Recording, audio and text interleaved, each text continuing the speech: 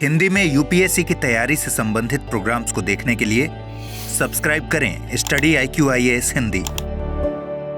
अमृत Upadhyay 007 Insta की ID, अमृत Upadhyay 007 Telegram की ID. Insta पर इस समय मैप इन न्यूज का short form, map in short चल रहा है, इसका रिवीजन चल रहा है बेसिकली। और टेलीग्राम पर क्वेश्चंस भी आते हैं, इंफॉर्मेशंस भी आते हैं, पीडीएफ भी आता है, इसको आप फॉलो कर सकते हैं। आइए देखें, मंत्रिपरिषद की संरचना को हमने पहले ही समझ लिया है। सरसरी निगाह से देखें तो 5 स्तर पर इसको बांट सकते हैं, लेकिन इफेक्टिवली 3 ही स्तर पर यह चलता है।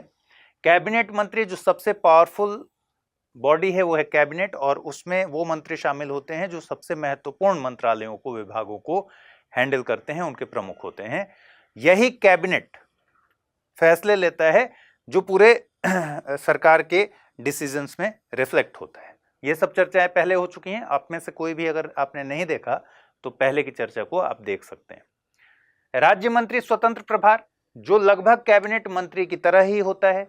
स्वतंत्र प्रभार का मतलब है कि ये किसी कैबिनेट मंत्री के अधीन काम नहीं करता, इसका अपना विभाग होता है, लेकिन ये विभाग कैबिनेट मंत्री की तुलना में कम महत्वपूर्ण विभाग होते हैं। जो विभाग कैबिनेट मंत्री को मिले हुए हैं ना, जैसे वित्त विभाग मिला हुआ है, वित्त मंत्रालय, ठीक है, इसी तरीके से डिफेंस हो गया या फिर गृह मंत्रालय हो गया, ये सारे मंत्रालय जितने महत्वपूर्ण हैं उससे कम महत्वपूर्ण जो मंत्रालय हैं वो राज्य मंत्री को दिए जाते हैं। स्वतंत्र प्रभार का मतलब ये कैबिनेट मंत्री के अधीन काम नहीं करते, ये इंडिपेंडेंट तरीके से काम करते हैं, अपना विभाग चलाते हैं।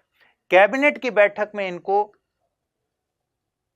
बुलाया जाता है, जब तभी जाते हैं, मतलब कैबिनेट की जो रेगुलर बैठक होती है उसमें राज्य मंत्री स्वतंत्र प्रभार हिस्सा नहीं लेते। जब इनके विभाग से कंसर्न कोई चीज होती है तो इनको बुला लिया जाता है और तब ये वहां शामिल होते हैं। राज्य मंत्री तीसरे नंबर पर। राज्य मंत्री का मतलब क्या हुआ कि ये किसी न किसी कैबिनेट मंत्री से के साथ अटैच्ड हैं, किसी न किसी कैबिनेट मंत्री के अंडर में काम कर रहे होते हैं, सीख रहे होते हैं, ठीक है। स्वतंत्र प्रभार नहीं है, इसका मतलब इनको एक किसी विभाग की जिम्मेदारी स्वतंत्रता के साथ नहीं दी गई है, इन पर वो लायबिलिटी नहीं दी गई है, ये किसी कैबिनेट मंत्री के साथ अटैच होकर काम करते हैं। उप मंत्री और संसदीय सचिव, एक तरीके से उप मंत्री ट्रेनी टाइप का पोस्ट है, जिसमें बहुत यंग लोगों को और इस तरह के लोग जो थोड़ी एक्सपर्टीज रखते हैं उनकी ट्रेनिंग चलते रहती है किसी ना किसी कैबिनेट मंत्रालय के अंदर में, कैबिनेट मंत्री के अंदर में, या फिर राज्य मंत्री स्वतंत्र प्रभार वाले के भी अंडर में। संसदीय सचिव में ध्यान यही रखना है कि 1967 के बाद से अब ये प्रैक्टिस खत्म हो चुकी है। संसदीय सचिव नाम से कंफ्यूजन होता है, लेकिन ये मंत्री ही होते हैं संसदीय सचिव। 1967 में अंतिम तौर पर ये परंपरा थी और 67 के बाद से नहीं है, ठीक। उत्तरदायित्व तो हमने देख लिया था। सामूहिक उत्तरदायित्व के 2 मतलब हैं। पहला मतलब यह है कि मंत्री परिषद का निर्णय, कैबिनेट का निर्णय ही मंत्रिपरिषद का निर्णय है, और मंत्रिपरिषद का निर्णय का मतलब है कि सारे मंत्रियों के लिए वो बाध्य है, कोई मंत्री उस निर्णय के बाहर नहीं जा सकता। कहीं पब्लिक प्लेटफॉर्म पर जाकर ये नहीं कह सकता कि भाई सरकार के इस फैसले से हमें ऐतराज है, कैबिनेट के इस फैसले से ऐतराज है, या ये नहीं कह सकता कि 15-20 लोग कैबिनेट में बैठकर एक उन्होंने डिसीजन लिया और पूरे के पूरे मंत्रिपरिषद को कह रहे हैं कि ये करना है तो हम लोग इसको नहीं करेंगे। ऐसा नहीं किया जा सकता। क्यों? क्योंकि कलेक्टिव रिस्पॉन्सिबिलिटीज है मंत्रियों की, सामूहिक उत्तरदायित्व है, यानी कैबिनेट का ही फैसला सामूहिक रूप से पूरे मंत्रिपरिषद का फैसला है, सरकार का फैसला है। और अगर ऐसा कोई मंत्री करता है, पब्लिक डोमेन में अगर आलोचना करता है सरकार के डिसीजंस की, तो उससे प्रधानमंत्री ये अपेक्षा कर सकता है कि रिजाइन कर दो, स्टेप डाउन हो जाओ। अगर फिर भी वो रिजाइन नहीं करता है तो क्या होगा? उसको बाहर का रास्ता दिखाया जाएगा। कैसे? राष्ट्रपति को कहा जाएगा कि प्रेसिडेंट, प्रधानमंत्री प्रेसिडेंट से कहेगा कि भाई इनको हटा दीजिए। क्यों? क्योंकि मंत्री के प्रसाद पर्यंत, मंत्री किसके प्रसाद पर्यंत? राष्ट्रपति के प्रसाद पर्यंत मंत्री पद धारण करते हैं, ठीक, यानी प्रेसिडेंट के प्लेजर पर डिपेंडेंट। पहला तो ये हो गया। दूसरा ये हो गया कि 75(3) में दिया हुआ है लोकसभा के प्रति सामूहिक रूप से उत्तरदायित्व है। इसका मतलब अगर सरकार, प्रधानमंत्री इस्तीफा दे देता है, इसका मतलब ये हुआ कि मंत्रिपरिषद स्वतः विघटित हो गई। सामूहिक उत्तरदायित्व है ना, अलग अलग मंत्री को इस्तीफा देने की जरूरत नहीं है। प्रधानमंत्री के इस्तीफे का मतलब कि सरकार गिर गई। इसी तरह अविश्वास प्रस्ताव अगर पारित हो गया सरकार के अगेंस्ट तो पूरे सरकार को हटना पड़ता है, स्टेप डाउन होना पड़ता है। ना कि राज्यसभा का कोई मंत्री ये नहीं कह सकता कि भाई लोकसभा के प्रति सामूहिक उत्तरदायित्व थी ना, और आप अविश्वास प्रस्ताव तो केवल लोकसभा में आ सकता है, आप लोकसभा में हारे हैं तो मैं क्यों हटूं, ऐसा नहीं कहा जा सकता, क्योंकि ये कलेक्टिव रिस्पॉन्सिबिलिटी है। तो हटना होगा तो सारे मंत्री को एक साथ हटना होगा, यानी मंत्रिपरिषद को ही हट जाना होगा। व्यक्तिगत उत्तरदायित्व का मतलब यह हो गया कि मंत्री किसके प्रसाद पर्यंत पद धारण करते हैं, राष्ट्रपति के प्रसाद पर्यंत। तो प्रेसिडेंट के प्लेजर पर है उनका पद, यही उनका व्यक्तिगत उत्तरदायित्व है। 74 एक सबसे महत्वपूर्ण है, शुरुआत ही इसी से है। आपको ध्यान क्या रखना है, दो बातें। पहली बात कि राष्ट्रपति सलाह पर काम करता है, किसके, मंत्रिपरिषद। मंत्रिपरिषद किसको सलाह देने के लिए है, राष्ट्रपति को सहायता और सलाह देने के लिए। मंत्रिपरिषद का प्रधान कौन है, प्रधानमंत्री है। 1976 में यानी 42वें संविधान संशोधन के जरिए, इसमें क्या लिखवाया इंदिरा गांधी ने, 42वें संशोधन के जरिए 1976 में इसमें जुड़वा दिया गया कि राष्ट्रपति ऐसी सलाह के अनुसार कार्य करेगा यानी राष्ट्रपति की बाध्यता है ऐसी सलाह के अनुसार कार्य करना। लेकिन 44वें संविधान संशोधन अधिनियम 1978 के जरिए इसमें एक अमेंडमेंट और हुआ और इसको एक बार सलाह को पुनर्विचार के लिए लौटाने की व्यवस्था की गई। एक बार पुनर्विचार के लिए लौटा सकता है राष्ट्रपति, 1978 में 44वें संविधान संशोधन से यह व्यवस्था की गई। लेकिन पुनर्विचार के बाद जो सलाह दी जाएगी उसको मानने के लिए राष्ट्रपति बाध्य है। ठीक है, तो 74 एक से रिलेटेड ये दो अमेंडमेंट आपको याद रखने हैं, 42वां और 44वां। यानी क्या हुआ, 42वें 1976 से पहले, 42वें संशोधन से पहले यह व्यवस्था नहीं थी कि राष्ट्रपति सलाह के अनुसार ही कार्य करेगा। इस पर डिबेट था, सुप्रीम कोर्ट में मामला भी था, लेकिन संविधान में ऐसा कहीं नहीं लिखा हुआ था। तो इसको कोडिफाई करा दिया इंदिरा गांधी की गवर्नमेंट ने और लिख दिया कि राष्ट्रपति सलाह के अनुसार ही कार्य करेगा मंत्रिपरिषद के। 44वें संविधान संशोधन से एक बार पुनर्विचार की व्यवस्था की गई और पुनर्विचार के बाद जो सलाह दी जाएगी मंत्रिपरिषद के द्वारा उसको मानने के लिए राष्ट्रपति बाध्य होगा। दूसरा, इस प्रश्न की किसी भी न्यायालय में जांच नहीं की जाएगी कि क्या मंत्रियों ने राष्ट्रपति को कोई सलाह दी है और यदि दी है तो क्या दी है। सुप्रीम कोर्ट के जजमेंट्स की बात करेंगे तो 74 से रिलेटेड क्या जजमेंट है, सलाह मानने की बाध्यता है या नहीं है। 1960 के आसपास राजेंद्र प्रसाद जिस समय प्रेसिडेंट थे, उन्होंने एक वक्तव्य में आपने कहा था, एक कार्यक्रम के वक्तव्य में, कि संविधान कहीं ऐसी बाध्यता तो नहीं करता, संविधान में कहीं ऐसा जिक्र नहीं है कि राष्ट्रपति सलाह के अनुसार ही कार्य करेगा। तो ये डिबेट कई बार चला है, सुप्रीम कोर्ट में भी गया है। राम जवाया केस में सुप्रीम कोर्ट ने कहा कि संविधान का इंटेंट ये है, इंटेंशन ये है कि राष्ट्रपति सलाह के अनुसार ही मंत्रिपरिषद के काम करेगा, वो अपने विवेक से कार्य नहीं करेगा। ठीक यही बात शमशेर सिंह केस में,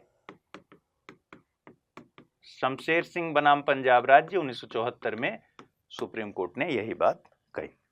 ठीक है, तो दो ये केस बहुत ही इंपॉर्टेंट है। सुप्रीम कोर्ट ने इस बात पर भी अपनी टिप्पणी की है कि क्या इस प्रश्न की न्यायालय में जांच नहीं की जाएगी कि क्या मंत्रियों ने राष्ट्रपति को कोई सलाह दी है और यदि दी है तो क्या दी है। इसका मतलब है कि क्या सलाह क्या की व्याख्या हो सकती है, सलाह पर प्रश्न उठाया जा सकता है, सलाह की जांच की जा सकती है। सुप्रीम कोर्ट ने स्पष्ट किया है कि बैड इंटेंट से अगर सलाह दी गई हो, असद्भाव से दिया गया हो, तो हम इंटेंट ऑफ एडवाइस को चेक कर सकते हैं, उसकी समीक्षा कर सकते हैं। ठीक है, उसकी जांच कर सकते हैं। तो ये भी बात ध्यान पे रखनी है, ये न्यायिक समीक्षा से परे। दोस्तों, अगर आप यूपीएससी एस्पिरेंट हैं तो आपके लिए गेम चेंजिंग अपॉर्चुनिटी है स्टडी आईक्यू का नया संपूर्ण बैच।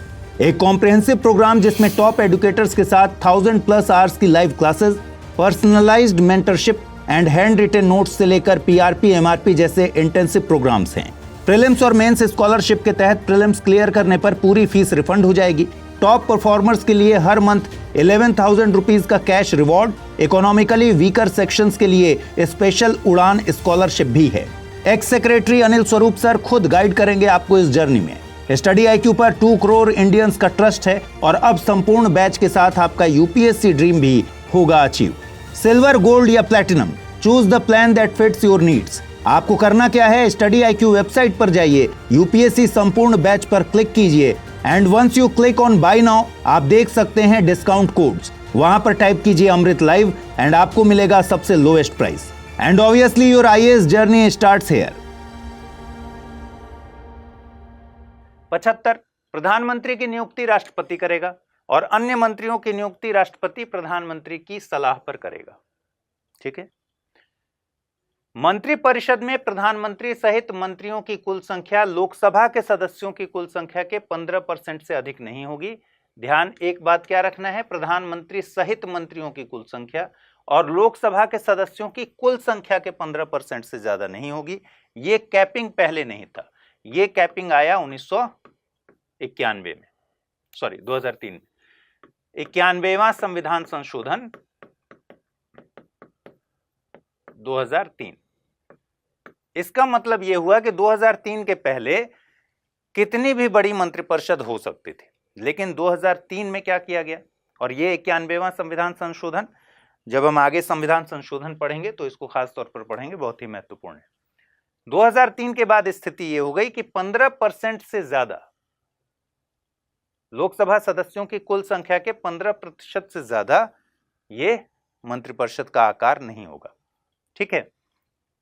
दूसरा, किसी राजनीतिक दल का संसद के किसी सदन का कोई सदस्य, इसका ऐसे मतलब समझ लीजिए 10th शेड्यूल की बात बेसिकली हो रही है, 10वीं अनुसूची की बात हो रही है। अभी आपने पढ़ा नहीं है, लेकिन अभी के लिए इतना समझ लीजिए कि 10वीं अनुसूची में दल बदल से रिलेटेड कानून,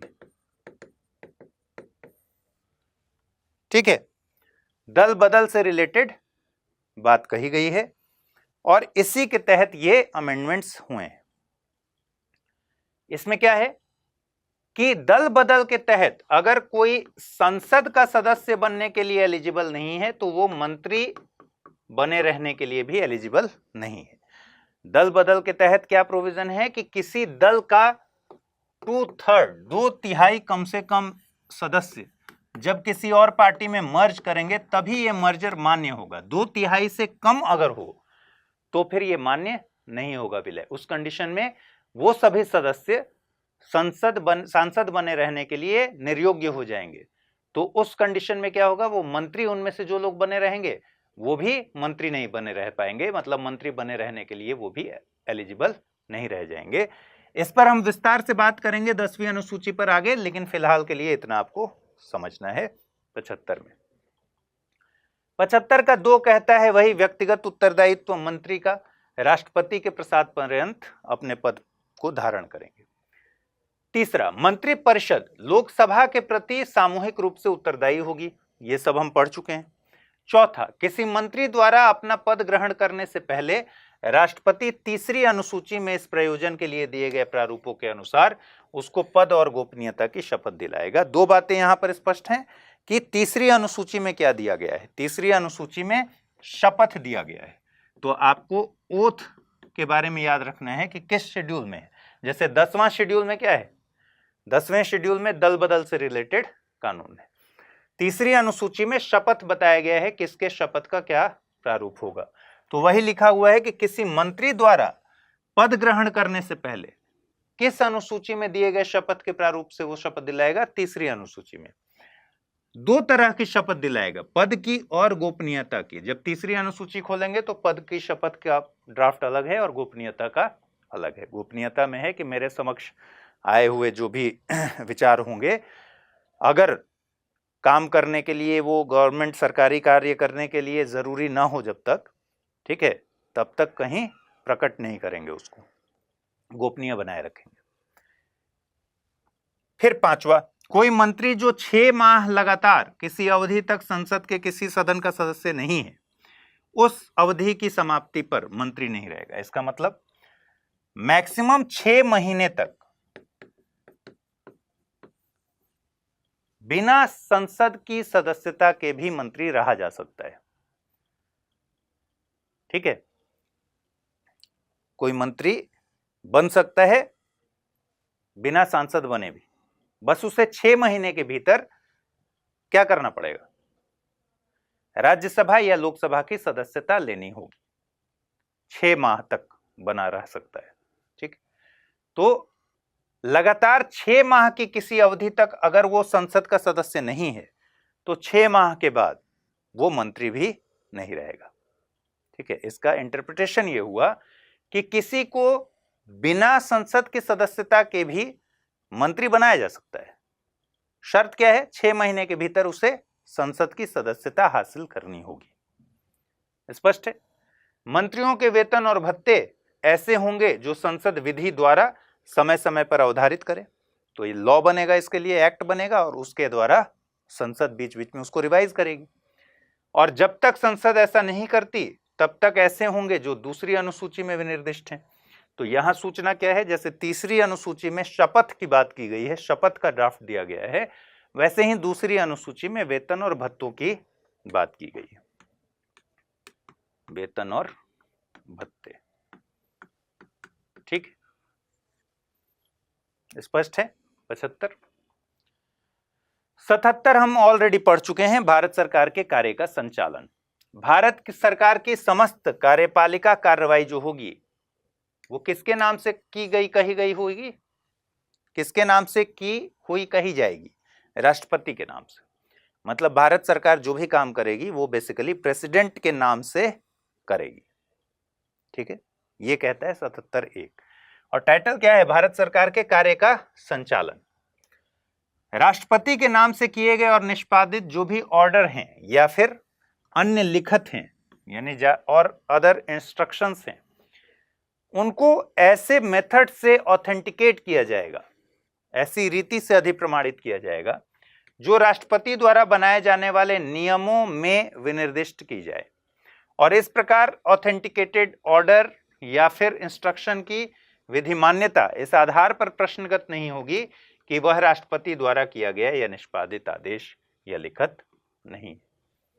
ठीक है, मतलब क्या हुआ, मतलब हुआ कि राष्ट्रपति के नाम से जो काम किया जा रहा है ना, पहला क्या कह रहा है कि सारी कार्यपालिका कार्रवाई राष्ट्रपति के नाम से ही की हुई कही जाएगी।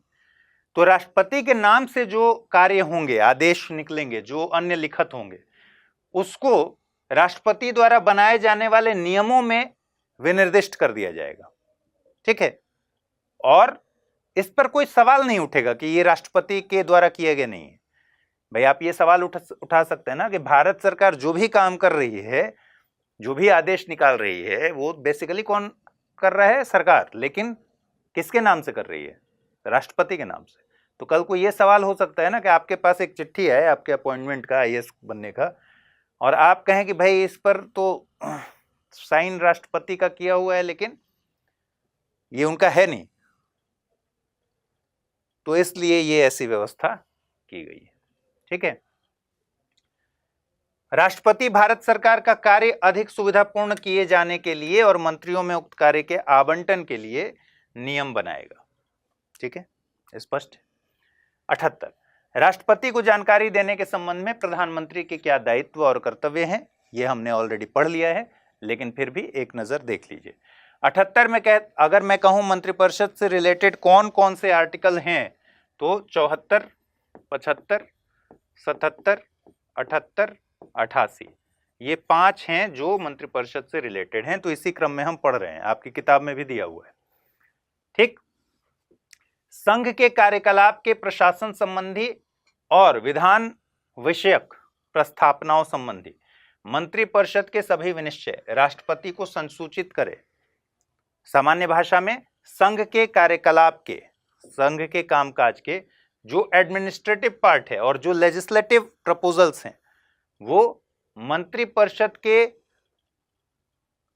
प्रशासन के संबंधी यानी एडमिनिस्ट्रेटिव पार्ट पर जो भी निर्णय लिया गया है, और विधान विषयक प्रस्तावनाओं संबंधित लेजिस्लेटिव जो भी प्रपोजल्स हैं उनके संबंधित जो विनिश्चय हैं वो राष्ट्रपति को कौन बताएगा? प्रधानमंत्री। दूसरा, अगर राष्ट्रपति ऐसी जानकारी मांगे इनके संबंधित प्रशासन संबंधी और विधान विषयक प्रस्तावनाओं संबंधी, तो ऐसी जानकारी अगर राष्ट्रपति मांगे तो वो भी कौन देगा? प्रधानमंत्री।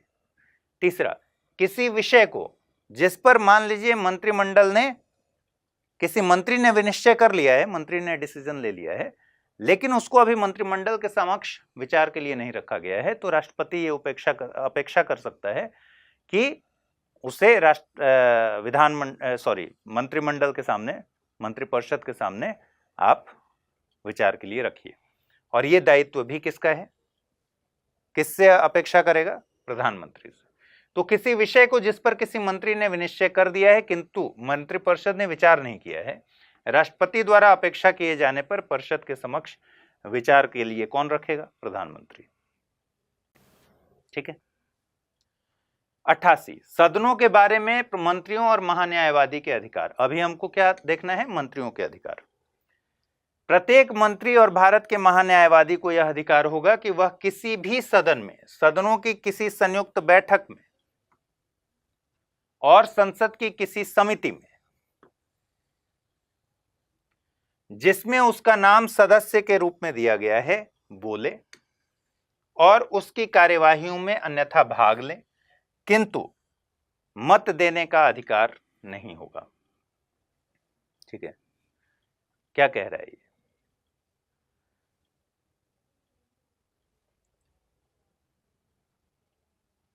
पहली चीज मंत्री के बारे में क्या जाननी है कि मंत्री को अधिकार है, मान लीजिए कोई एलएस का मेंबर है, लोकसभा का मेंबर है, तो क्या वो राज्यसभा में जाकर बोल सकता है या नहीं किसी विषय पर?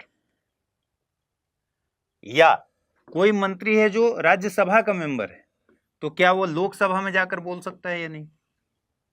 यह सवाल एक पूछा जा सकता है।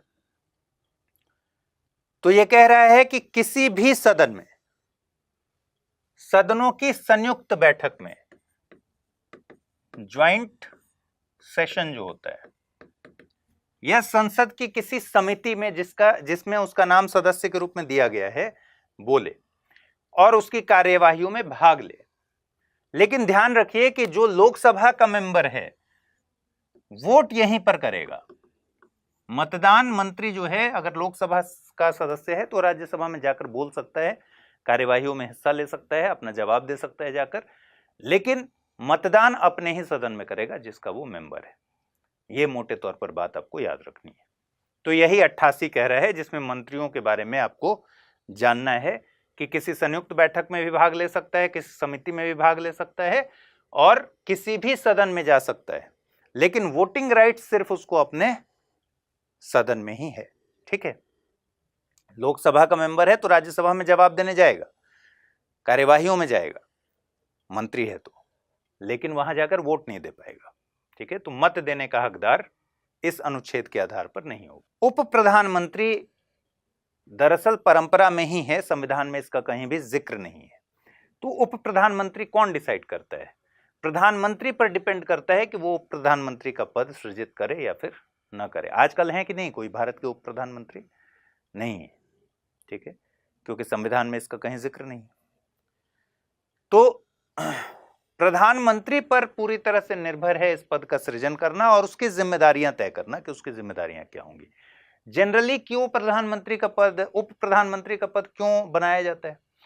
क्योंकि कई दफे पार्टी के भीतर चीजों को मैनेज करना बड़ा मुश्किल हो जाता है। जैसे बहुत सीनियर आदमी है जो प्रधानमंत्री के कद का व्यक्ति है, अब उसको कहां सेटल करें? अगर मंत्रिपरिषद में सेटल करेंगे तो एकदम ठीक सबऑर्डिनेट पर वो दिखेगा प्रधानमंत्री के। तो उस सम्मान को बनाए रखने के लिए, कॉन्फ्लिक्ट को बचाने के लिए क्या करते हैं? उप प्रधानमंत्री का पद सृजित कर देते हैं। जैसे नेहरू जी जब प्रधानमंत्री थे तो कौन था? 1950 तक सरदार पटेल उप प्रधानमंत्री थे। ठीक है, दोनों एक ही कद के नेता हैं। आज तक ये बहस चलती है कि पटेल जी अगर बन गए रहते प्रधानमंत्री तो देश की दशा आज कुछ दूसरी होती है, ऐसा लोग कहते हैं। तो हाइपोथेटिकल खैर सवालों का कोई अंत नहीं है, लेकिन यहां दो एक कद के नेता हैं, दोनों ही प्रधानमंत्री पद के लिए एकदम दावेदारी रखते थे। तो सवाल है कि फिर ऐसी स्थिति में उप प्रधानमंत्री तो कम से कम बनाए। ठीक है, इसी तरह इंदिरा गांधी की सरकार में मोरारजी देसाई को बनाया गया। मोरारजी देसाई की सरकार में चरण सिंह और जगजीवन राम को, दोनों को बनाया गया। ठीक, दूसरा कंडीशन क्या हो सकता है?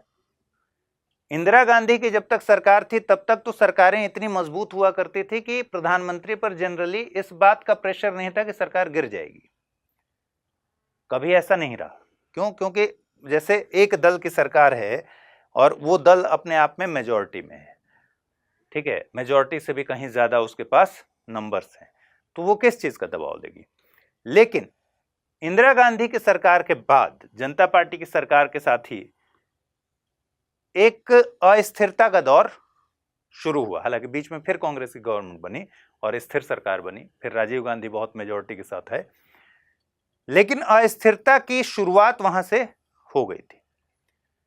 और एक समय इंडिया में गठबंधन दौर, 90s आते आते तक गठबंधन का दौर इतना प्रबल हुआ कि गठबंधन की ही सरकारें बनती थी, कोई भी स्थिर सरकार नहीं दिखती थी। कोalition गवर्नमेंट स्थिर हो सकती है, लेकिन कोalition गवर्नमेंट में क्या होता था, वो बहुत कमजोर तरह की गवर्नमेंट उस समय बना करती थी, क्षणभंगुर तरह की गवर्नमेंट बना करती थी।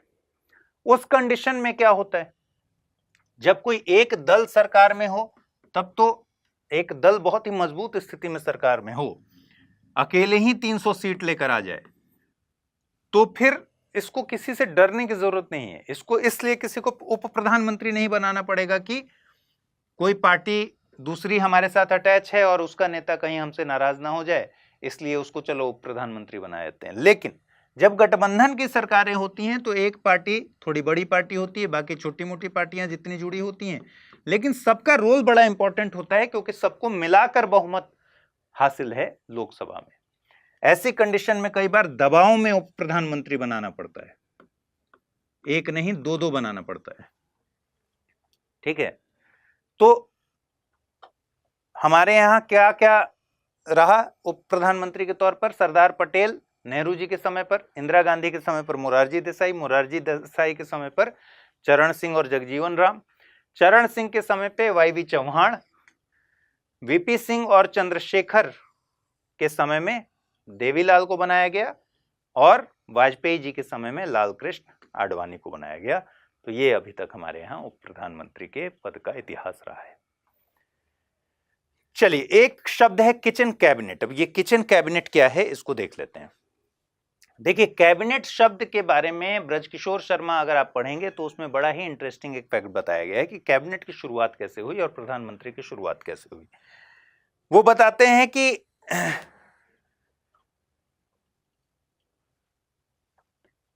एक व्यक्ति थे रॉबर्ट वालपोल, ठीक है, इंग्लैंड के पहले प्रधानमंत्री।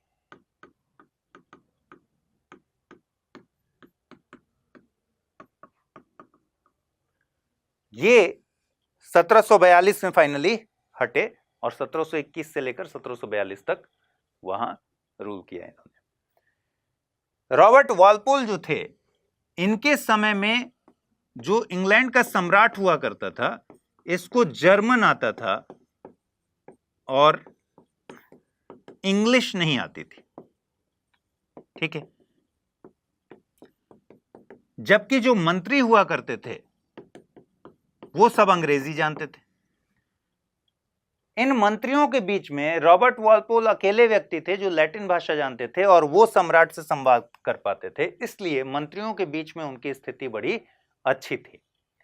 तो इस तरीके से कई सारे मंत्रियों के बीच रॉबर्ट वालपोल जो थे वो सम्राट के साथ उनका करीबी संबंध था क्योंकि वो बातचीत कर पाते थे।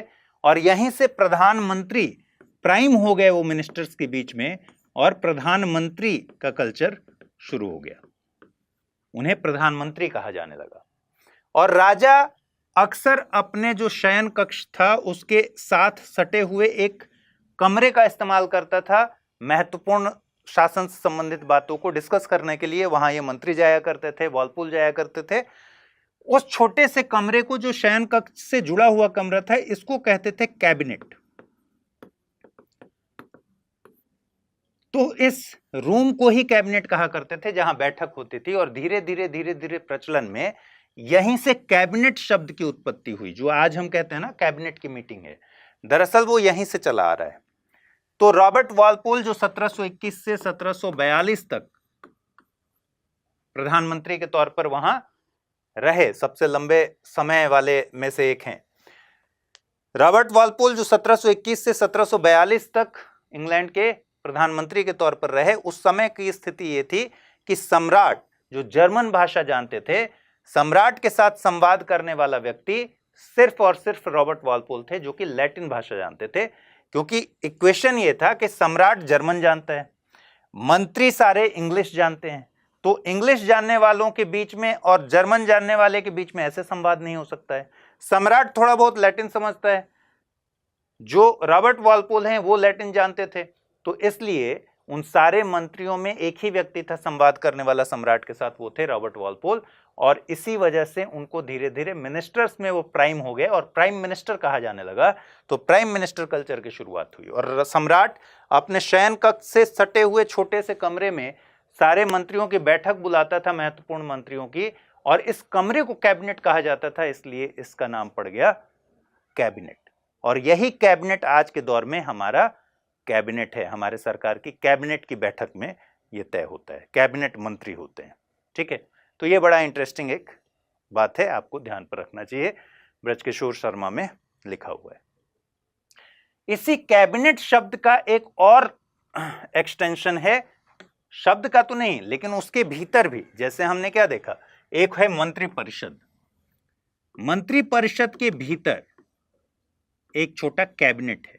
अगर मंत्रिपरिषद में 65 से 70 मेंबर हैं, मान के चलिए हाइपोथेटिकली, तो कैबिनेट में 15-20 मेंबर्स हैं, 10-15 मेंबर्स, मतलब एक कोर टीम है। इसी के फैसले, कैबिनेट के फैसले ही जो हैं, ये पूरे मंत्रिपरिषद को मान्य होते हैं। हर बड़े फैसले, छोटे बड़े फैसले के लिए सबको नहीं बुलाया जाता, कैबिनेट मंत्री आते हैं, कैबिनेट की बैठक होती है, कैबिनेट में डिसाइड होता है, और यही डिसीजन पूरी सरकार का डिसीजन है, तो पूरे मंत्रिपरिषद का डिसीजन है।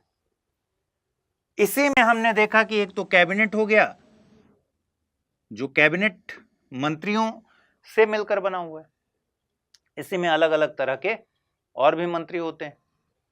ठीक है, इसमें लेकिन सिर्फ कैबिनेट मंत्री हैं। फिर कुछ मंत्रियों को दे दिया गया है राज्य मंत्री का दर्जा स्वतंत्र प्रभार में, और कुछ को दे दिया गया है केवल राज्य मंत्री का दर्जा बिना स्वतंत्र प्रभार के। ये सब हम समझ चुके हैं। इसमें एक और कैबिनेट का जिक्र आता है, जो किचन कैबिनेट है। किचन कैबिनेट क्या है? अनौपचारिक टर्म है। किचन कैबिनेट का मतलब किचन तक एक्सेस होने वाला कैबिनेट, ऐसे लोग जो बहुत अंदर तक हैं। और इस किचन कैबिनेट में जरूरी नहीं है कि कोई मंत्री ही शामिल हो, इसमें बाहरी कोई व्यक्ति भी शामिल हो सकता है। ठीक है, जनरली हर सरकार में एक किचन कैबिनेट का कॉन्सेप्ट आता है कि बहुत करीबी लोग, जो हो सकता है इस मंत्रिपरिषद के ना हो, मंत्रियों में शामिल ना हो सकता है एक बहुत ही विद्वान व्यक्ति हो जो बाहर से अटैच्ड है, या कई बार तो ऐसे भी कुछ चमत्कारिक लोग भी जो बहुत ज्यादा आध्यात्मिक लोग हैं, वो भी आ जाते हैं, किचन कैबिनेट का मेंबर हो जाते हैं। और डिसीजंस और कैबिनेट के भीतर भी एक बहुत छोटे से 3-4-5-6 लोगों के बीच में हो रहा है, फिर वही डिसीजन सब जगह इंप्लीमेंट हो रहा है। ठीक है, तो इसमें मंत्री ही हो ये जरूरी नहीं है, बाहर का भी कोई व्यक्ति किचन कैबिनेट का पार्ट हो सकता है। अनौपचारिक टर्म है, संविधान में कहीं भी इसका जिक्र नहीं है, ये भी ध्यान रखना है। ठीक है, फिर एक चीज है कैबिनेट समिति, कैबिनेट कमेटी। कैबिनेट कमेटी क्या चीज है भाई? कैबिनेट के कामकाज को का बर्डन इतना ज्यादा होता है, इतने ज्यादा कामकाज करने होते हैं, और दूसरी बात कि इतना ज्यादा समन्वय करना होता है कि कैबिनेट कमिटीज बनाई गई हैं। कैबिनेट समितियां बनाई गई हैं। ये कैबिनेट समितियां क्या हैं? पहले तो क्यों हैं? कैबिनेट के भार को कम करने के लिए। दिन भर में सोचिए कितने काम हैं। कैबिनेट की बैठक में बहुत सारे डिसीजंस लेने हैं और कुछ डिसीजंस ऐसे हैं जिसमें किसी एक मंत्रालय का पार्ट नहीं है। हो सकता है कि मान लीजिए कल को एक कोई डिसीजन लिया सरकार ने, एक कोई निर्णय लिया कि किसी कंट्री में हमें एक इंफ्रास्ट्रक्चर डेवलप करना है ताकि हमारी फॉरेन पॉलिसी का वो एक पार्ट है, लुक ईस्ट पॉलिसी का मान लीजिए पार्ट है। तो अब इसमें कितने सारे अपने यहां के मंत्रालय इसमें पार्टिसिपेट कर लेंगे। ठीक है, जैसे एनर्जी सेक्टर हो गया तो ऊर्जा मंत्रालय आ गया, परिवहन मंत्रालय आ गया, ट्रांसपोर्टेशन से रिलेटेड हो जाएगा। ठीक है, डिफेंस का मामला भी बनेगा, बॉर्डर पार कराना है, कैसे कराना है, क्या कराना है, किस तरह का पास जारी करेंगे, उधर का सामान कैसे आएगा, इधर कैसे जाएगा। ठीक है, इसी तरीके से सड़क परिवहन आ गया, रोड एंड ट्रांसपोर्ट, कई सारे मंत्रालय आ गए, सबके अपने अपने बजट होंगे, उस पर डिस्कशन होगा। ये इतना आसान मसला नहीं होता है और इन सबके बीच में डिस्प्यूट क्रिएट होने के भी चांसेस हैं। सबको अपने अपने प्रिविलेज चाहिए। उस कंडीशन में ये अगर इस तरह से बैठकें होने लगी तो बहुत ज्यादा कैबिनेट पर भार रहेगा और कुछ भी डिसाइड नहीं हो पाएगा। इसलिए कैबिनेट समितियां बनाई गई हैं। ये कैबिनेट समितियां जो हैं ये बेसिकली कैबिनेट के भार को कम करने के लिए हैं। ये सारे डिसीजंस इधर हो जाते हैं कैबिनेट समितियों में, ये सारी बातें होकर प्रपोजल चला जाता है, सुझाव चला जाता है, सजेशन चला जाता है कैबिनेट के पास। ठीक है, तो कैबिनेट समिति का मुख्य मकसद क्या है? कैबिनेट के भार को कम करना और सहयोग देना। दूसरा, विभिन्न मंत्रालयों के बीच समन्वय में बहुत ही महत्वपूर्ण भूमिका है कैबिनेट समितियों की।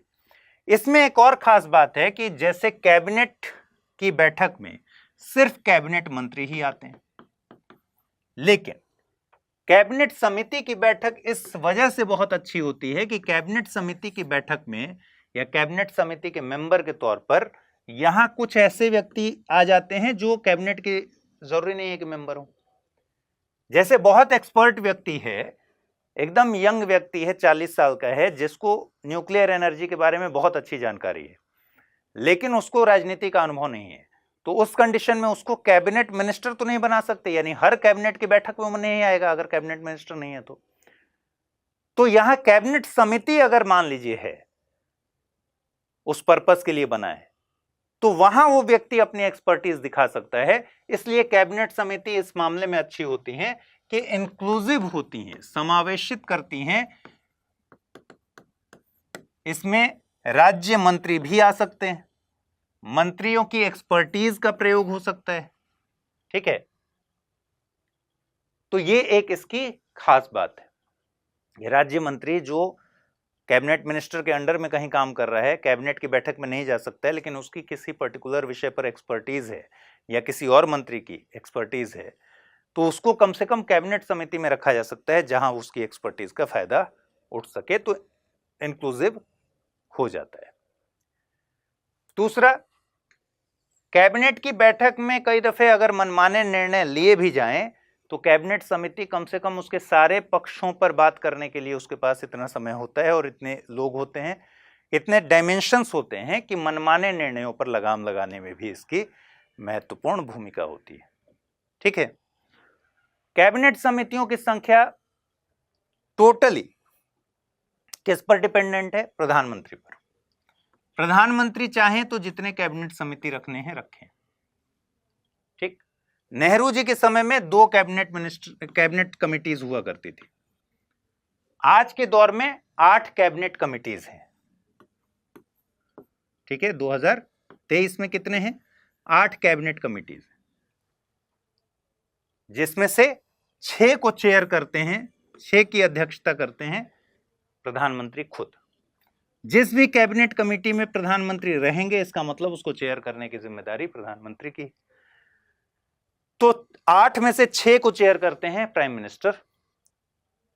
यह संख्या ऐसा नहीं है कि कोई निश्चित है, ये 8 से कभी भी 10 हो सकता है और कभी भी 6 हो सकता है। ये प्रधानमंत्री के ऊपर है, जब जरूरत पड़ी तो फिर घटा बढ़ा सकते हैं।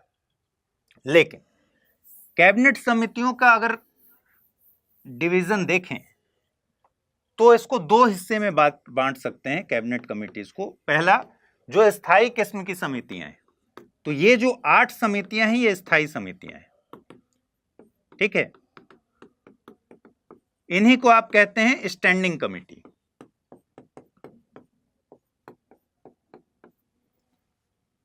और जो एडहॉक समितियां होती हैं,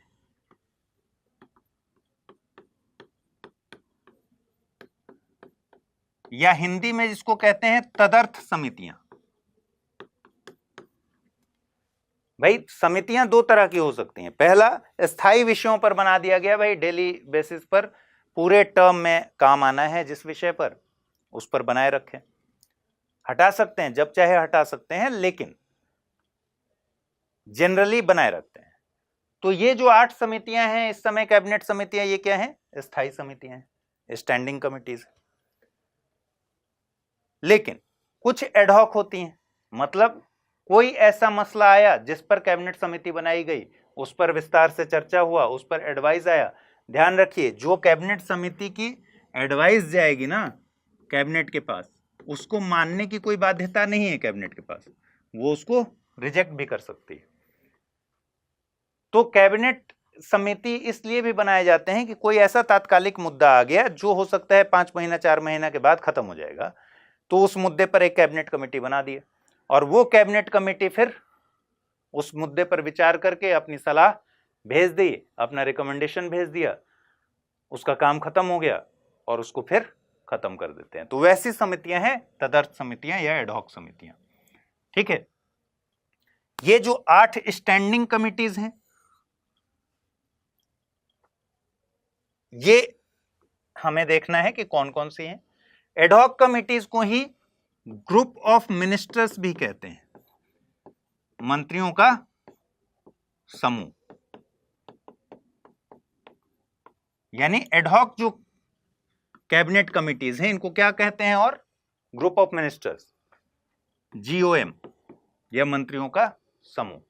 तो जब गवर्नमेंट आई बीजेपी की 2014 में, तो ये ग्रुप ऑफ मिनिस्टर वाला सिस्टम खत्म हो गया, ठीक है। इस सिस्टम को हटा दिया गया, GOM को हटा दिया गया। यानी GOM को हटा दिया गया मतलब जो स्पेशल किसी विषय पर उस समय बनाया जाता था एडहॉक लेवल पर और बाद में उसको खत्म कर दिया जाता था, वैसी समितियों को खत्म कर दिया गया। स्थायी समितियां बची हैं 8 में 6 करते हैं चेयर प्राइम मिनिस्टर खुद। देखिए कौन कौन से। नियुक्ति पर मंत्रिमंडलीय समिति, इसका मतलब क्या हुआ? अपॉइंटमेंट पर कैबिनेट कमिटी, ठीक है। आर्थिक मामलों की मंत्रिमंडलीय समिति, हिंदी में कैबिनेट कमेटी को क्या बोलते हैं? मंत्रिमंडलीय समिति।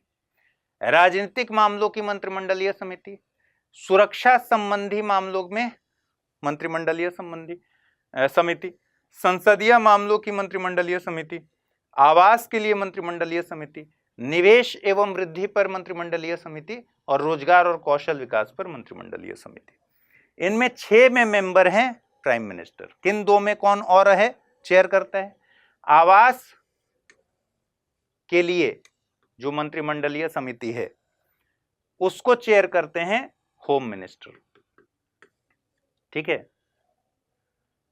और जो संसदीय मामलों की मंत्रिमंडलीय समिति है इसको करते हैं डिफेंस मिनिस्टर, ठीक है। मतलब ये अमित शाह जी करते हैं, ये राजनाथ सिंह जी करते हैं। बाकी सिक्योरिटी से संबंधित ध्यान दीजिए, सुरक्षा संबंधी मंत्रिमंडलीय समिति राजनाथ सिंह नहीं करते हैं। कौन करता है? मोदी जी करते हैं, प्राइम मिनिस्टर करते हैं। तो नियुक्ति हो गया, आर्थिक मामले हो गए, राजनीतिक मामले हो गए, सुरक्षा संबंधी हो गए, निवेश एवं वृद्धि हो गया, रोजगार एवं कौशल विकास, ये सब प्राइम मिनिस्टर चेयर करते हैं। सिर्फ 2 ही ऐसे हैं जिसको अलग अलग लोग चेयर कर रहे हैं। एक है आवास के लिए, एकोमोडेशन के लिए, जिसको चेयर करते हैं होम मिनिस्टर, और एक है संसदीय मामलों की मंत्रिमंडलीय समिति, पार्लियामेंट्री जो मामले हैं उनको करते हैं डिफेंस मिनिस्टर, ठीक है। तो मेरे ख्याल से अब ये पूरी बातें स्पष्ट हो गई होंगी और आज आपका ये पूरा चैप्टर खत्म हो गया। अब हम अगली क्लास में संसद शुरू करेंगे और संसद पर बातचीत करेंगे। चलिए, ख्याल रखिए अपना, मिलते हैं जल्दी। दोस्तों, अगर आप यूपीएससी एस्पिरेंट हैं तो आपके लिए गेम चेंजिंग अपॉर्चुनिटी है स्टडी आईक्यू का नया संपूर्ण बैच। एक कॉम्प्रिहेंसिव प्रोग्राम जिसमें टॉप एडुकेटर्स के साथ 1000+ आवर्स की live classes, personalised mentorship and handwritten notes से लेकर पीआरपी एमआरपी जैसे इंटेंसिव प्रोग्राम्स हैं। प्रीलिम्स और मेंस स्कॉलरशिप के तहत प्रीलिम्स क्लियर करने पर पूरी फीस रिफंड हो जाएगी। टॉप परफॉर्मर्स के लिए हर मंथ 11,000 रुपीज का cash reward, economically weaker sections के लिए स्पेशल उड़ान स्कॉलरशिप भी है। X secretary Anil Swarup sir खुद गाइड करेंगे आपको इस जर्नी में। स्टडी आईक्यू पर 2 करोड़ इंडियंस का ट्रस्ट है और अब संपूर्ण बैच के साथ आपका यूपीएससी ड्रीम भी होगा अचीव। सिल्वर, गोल्ड या platinum, choose the plan that fits your needs. आपको करना क्या है, स्टडी आईक्यू वेबसाइट पर जाइए, यूपीएससी संपूर्ण बैच पर क्लिक कीजिए and once you click on buy now आप देख सकते हैं डिस्काउंट कोड्स। वहां पर टाइप कीजिए अमृत लाइव एंड आपको मिलेगा सबसे lowest price and obviously your IAS journey starts here. Hindi में यूपीएससी की तैयारी से संबंधित प्रोग्राम्स को देखने के लिए सब्सक्राइब करें स्टडी IQ IAS हिंदी।